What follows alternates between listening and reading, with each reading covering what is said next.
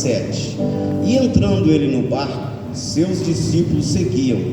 E eis que no mar se levantou uma tempestade tão grande que o barco era coberto pelas ondas. Ele, porém, estava dormindo. E os seus discípulos, aproximando-se, o despertaram, dizendo: Senhor, salva-nos, que perecemos. E ele disse-lhe: Por que temeis, homens de pouca fé? Então, levantando-se, repreendeu o vento e o mar, e seguiu-se uma grande bonança. É assim que o nosso mestre faz, querido. Como é que está a sua vida?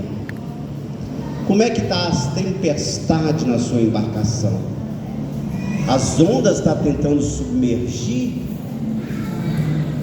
Querido, quando Jesus Cristo entra no barco com os seus discípulos, ele tinha feito uma promessa: olha, vamos atravessar para o lado de lá.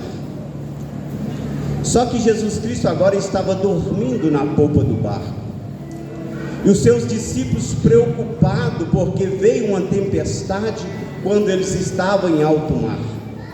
Veio uma tempestade, eles estavam no mar da Galileia, na verdade é um lago de Tiberíades, ou lago de Genezaré. É um lago muito grande, que é considerado como um mar, e ele tem ondas, e quando vem o vento, então veio uma grande tempestade, e os discípulos estavam preocupados ali na embarcação, mas Jesus Cristo estava ali com eles.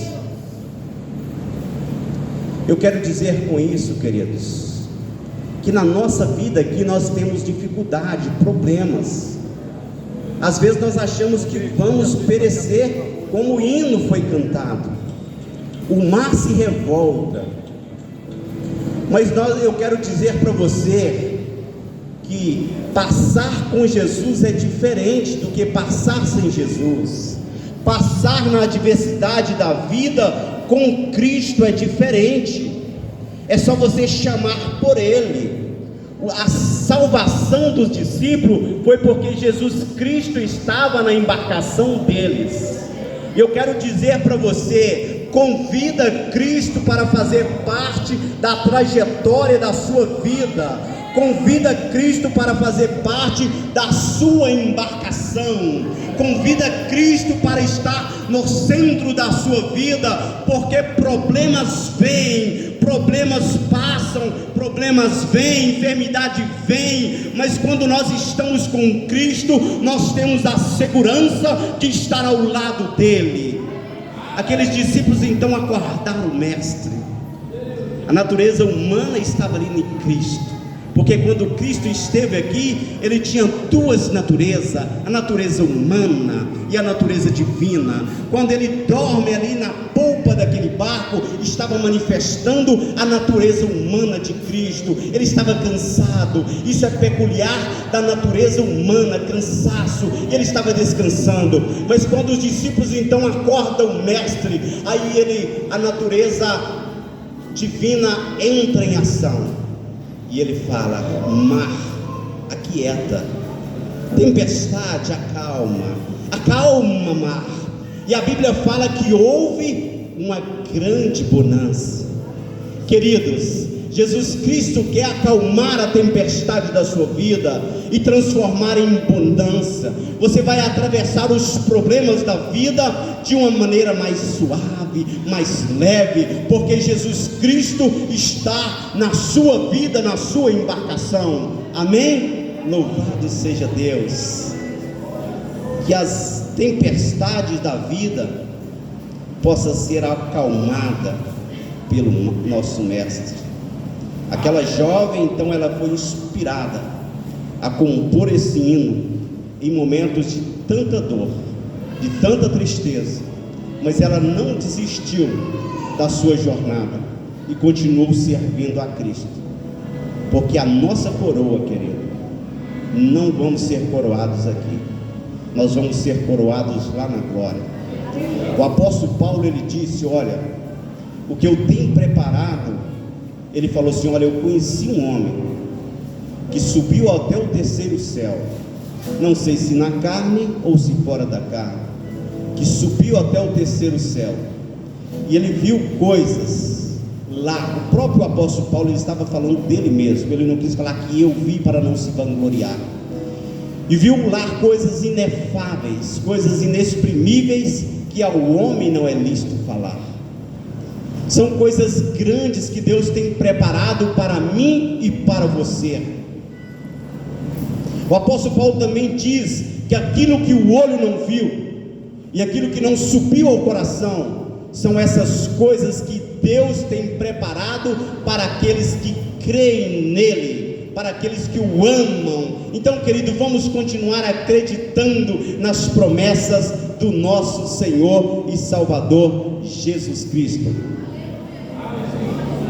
Agora, querido, nós vamos falar um pouco da história do hino 456, a fonte transbordante. Este hino é o testemunho impactante de um homem que experimentou a graça salvadora de Jesus. O nome dele é Frederico Brom, também dos Estados Unidos. Esse jovem nasceu numa igreja luterana, mas ele não conhecia Jesus. E ele entrou para a Marinha e migrou-se para os Estados Unidos, e ele conheceu a Jesus Cristo através do Exército da Salvação, que pregou o Evangelho para ele, e ele aceitou a Cristo. Ele então conheceu uma jovem, a qual ele casou, mas em 2 anos a sua esposa veio a falecer. A esposa veio a falecer e ele saiu, deixou o exército e foi para fazer curso teológico e se formou para pastor e foi pastorear, foi lecionar, e mais tarde ele veio a casar novamente.